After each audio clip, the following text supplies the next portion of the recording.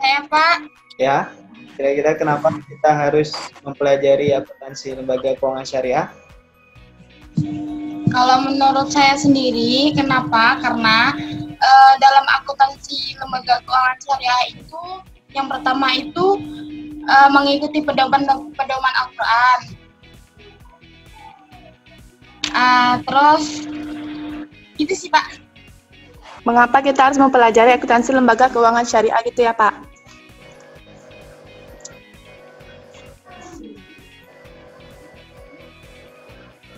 Ya, mengapa?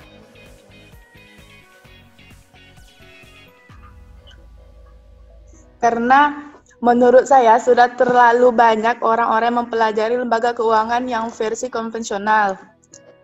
Jadi sudah seharusnya kita sebagai umat muslim tuh harus lebih memperdalam tentang keuangan syariah.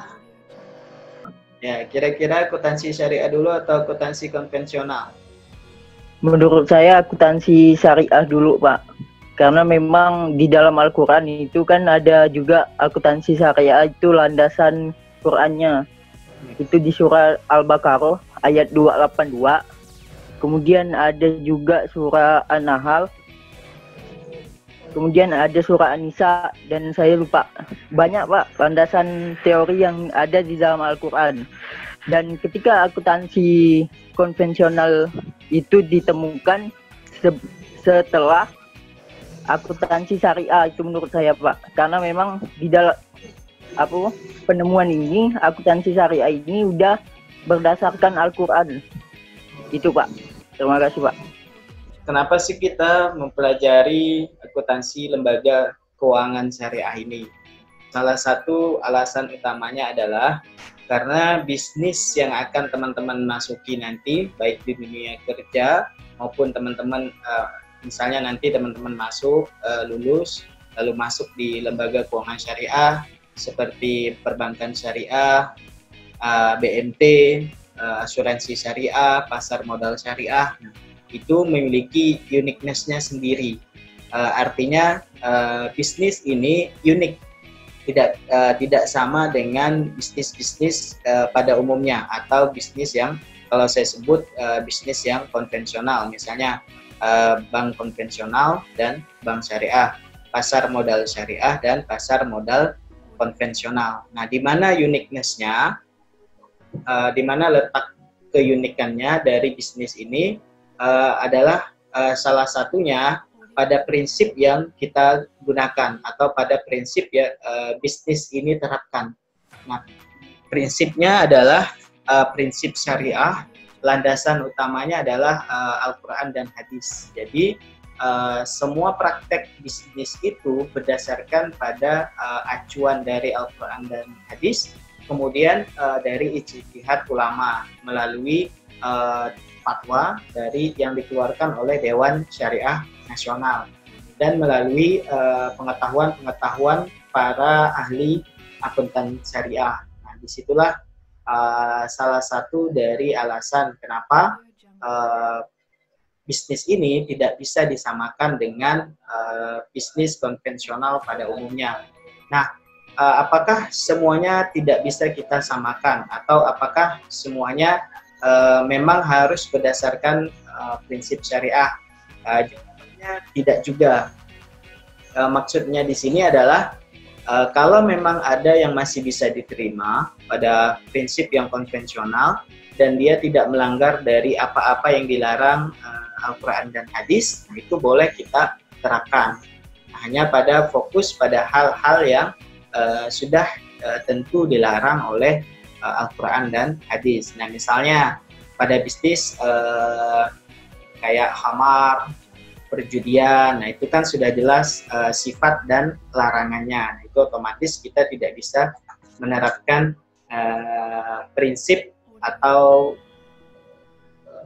standar yang konvensional.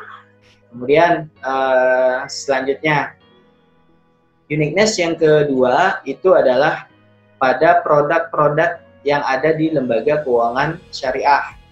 Nah, mungkin di lembaga keuangan konvensional teman-teman hanya akan menemukan satu produk, katakanlah begitu. Katakanlah kalau di bank konvensional itu hanya ada jual beli rumah atau BPR misalnya. Nah, sedangkan di lembaga keuangan yang syariah itu banyak sekali produknya, sehingga perlakuannya juga tidak bisa kita samakan. Misalnya nih di lembaga keuangan syariah, teman-teman sudah hafal lah terkait dengan produk-produk yang ada. Misalnya ada produk mudharabah, ada produk murabahah, ada produk musyarakah, ada produk istisna, ada produk hiwalah dan lain-lain. Nah, itu adalah produk keunikan yang memang harus diterapkan atau kita mempraktekkannya atau cara kita mencatatnya harus berdasarkan akuntansi yang berdasarkan prinsip syariah. Nah, perbedaannya di sini nanti dengan yang konvensional adalah pada standar yang kita gunakan. Kalau lembaga keuangan yang konvensional, dia bisa standar yang digunakan itu SAK yang PSAK yang konvensional. Sedangkan terkait dengan yang lembaga keuangan syariah, nanti kita akan menggunakan standar SAK keuangan syariah. Jadi kurang lebih itulah yang akan kita bahas terkait dengan produk-produknya. Misalnya di lembaga keuangan syariah akan ada akuntansi atau proses pencatatan yang sifatnya itu fokus pada salah satu produk aja. Misalnya nih, akuntansi mudharabah, akuntansi SAK mudharabah, SAK murabahah, SAK musyarakah. Artinya di situ kita akan mempelajari bagaimana sih cara mencatat terkait dengan produk mudharabah. Kemudian terkait dengan murabahah misalnya, nah, di situ kita akan mempelajari bagaimana sih kira-kira kita mencatat produk-produk murabahah yang ada di lembaga keuangan syariah. Nah, konteks karena kita mempelajari di lembaga keuangan syariah, otomatis ini bisa kita terapkan pada produk lembaga-lembaga yang sifatnya syariah. Apa aja dia, bisa jadi dia bank syariah, seperti yang saya sebutkan tadi, bisa jadi dia pasar modal syariah, bisa jadi dia BMT atau lembaga badan amal zakat. Standar ini sudah standar yang akan kita gunakan itu terus berkembang. Nah, lembaga yang mengeluarkannya itu IAI atau Ikatan Akuntan Indonesia bekerja sama dengan Dewan Syariah Nasional. Kemudian kita juga akan mengcompare dengan fatwa-fatwa dari Dewan Syariah Nasional. Jadi kemungkinan kita akan mempelajari banyak hal yang kita compare karena kita juga akan menggunakan standar yang SAK konvensional, SAK syariah, karena tadi saya bilang kalau memang ada produk yang masih bisa kita gunakan dan itu tidak melanggar dari sistem prinsip syariah, itu boleh kita gunakan. Contohnya bagaimana mencatat piutang, kan di SAK syariah tuh nggak ada. Nah, itu kita menggunakan SAK yang konvensional untuk mencatat piutang. Nah, pada prinsipnya pada dasarnya metode pencatatan itu akan sama, yaitu debit, kredit, hanya saja pada produk dan landasan hukum produknya itu yang membedakan antara akuntansi syariah dan akuntansi konvensional. Nah, saya ulangi bahwa kita nanti akan fokus pada produk-produk tadi, produk mudharabah, produk murabahah, produk musyarakah, ijarah, istisna.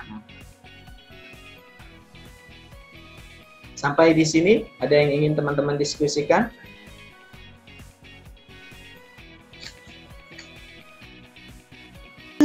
Maaf Pak, mau nanya. Silakan. Dalam akuntansi lembaga keuangan syariah ini, nanti itu belajarnya kayak buat laporan gitu nggak Pak?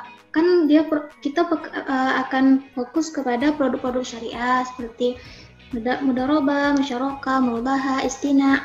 Nah, itu tuh nanti kayak dibuat laporan gitu juga kah? Terima kasih.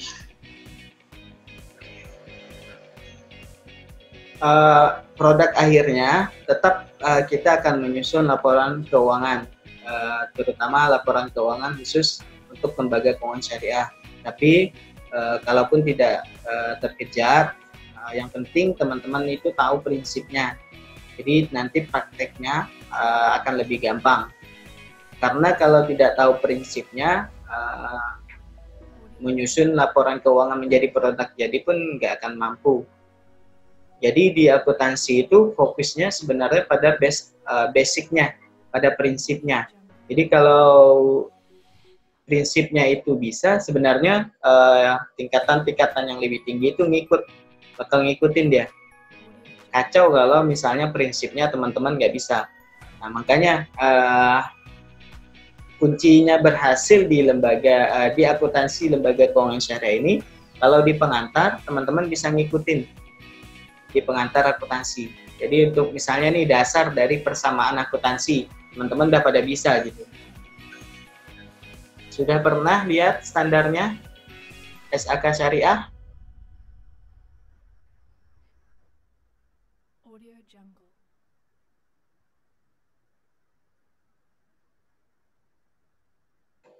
Coba Siti Mawadah. Sudah pernah belum lihat standar akuntansi keuangan syariah? Belum, Pak. Belum. Oke. Coba Rizka.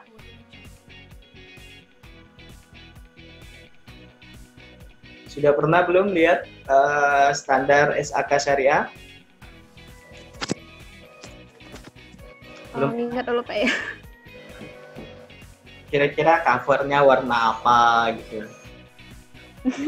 Pernah lihat barangnya, covernya lah, kira-kira warna apa? Enggak Pak, apa tuh namanya, karena kemarin saya itu pernah dikasih tugas gitu sama dosen lembaga keuangan lah juga. Di semester berapa tuh ya? Lupa. Bukan saya. Tahu sih Pak, belum mempelajari sampai ke sana sih. Kalau PSAK akuntansi syariah nih. Pak, mungkin saya mau nanya sedikit Pak, boleh Pak? Banyak-banyak. Ya sedikit ya Pak. Mungkin saya mau nanya yang tentang pencabutan PSAK nomor 59 Pak. Oh iya. Kan itu berkesinambungan tentang ke PSAK 101 sampai 109. Mohon penjelasannya Pak. Terima kasih Pak. Sebenarnya pencabutan itu untuk bukan sesuatu yang kemudian menghilangkan marwahnya ya. Pencabutan itu biasa dalam suatu standar. Nah biasanya karena memang sudah konteksnya itu sudah jauh berbeda. Pak, kan sebelumnya kami pernah belajar akuntansi keuangan syariah Pak. Nah, dan yang sekarang ini akuntansi lembaga keuangan syariah Pak. Itu Pak, hubungannya apa Pak antara keduanya Pak? Apakah ada yang sama Pak pelajarannya Pak? Tidak tahu juga Pak. Itu aja sih Pak. Yoga nih yang mana barangnya ya? Saya hidup kamera Pak ya. Nah. Oke, lebih Ini, bagus Pak. Kayaknya nggak usah hidup kamera.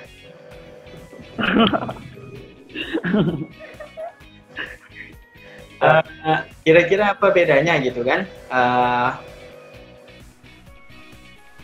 Akuntansi syariah yang teman-teman sudah pernah pelajari dengan akuntansi lembaga keuangan syariah. Saya kira ini sesuatu yang saling nyambung ya, connect. Artinya kita teman-teman akan lebih banyak mengulang terkait dengan standar. Kalau teman-teman kemarin di akuntansi syariah sudah terbiasa dengan standar yang tadi saya sebutkan, mulai dari kerangka penyajian sampai dengan yang terbaru 113, saya rasa sih nggak akan jauh berbeda. Teman-teman juga akan lebih mudah untuk nangkep dari mata kuliah ini. Pertanyaan dari Agus, apakah kita akan mempelajari dari sisi lembaga perbankan aja atau lembaga yang lain? Nah, otomatis karena kita bicaranya lembaga keuangan syariah, kita juga akan mempelajari lembaga keuangan yang lainnya, baik dia bank maupun non-bank. Ya, yang bank jelas ya, perbankan syariah. yang non-bank, bisa BMT, bisa pasar modal syariah, bisa juga asuransi syariah.